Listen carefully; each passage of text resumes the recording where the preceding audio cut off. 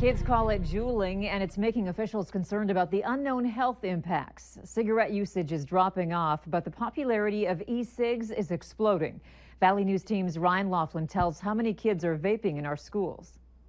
They use a lot of slang terms. Melissa Markegard is trying to keep up with the kids. They say they're juuling, or they say they're taking a hit or a rip. Markegard is on the front lines. She's working with schools to try to educate kids. She's finding that she's learning a lot too.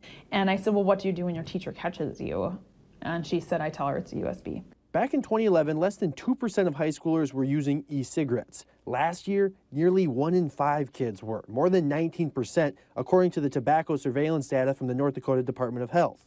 Even though officials say the health effects of e-cigarettes are still largely unknown, it is a fact that nicotine has harmful effects on developing brains. School resource officers are already aware of it, but we want that to trickle down to principals and classroom teachers. Because kids are getting good at hiding these devices in plain sight. No, that is not a USB, that is an e-cigarette. Confiscate it. Fargo, Ryan Laughlin, Valley News Live. The Youth Risk Behavior Study shows where the most e-cigs are being used by North Dakota kids.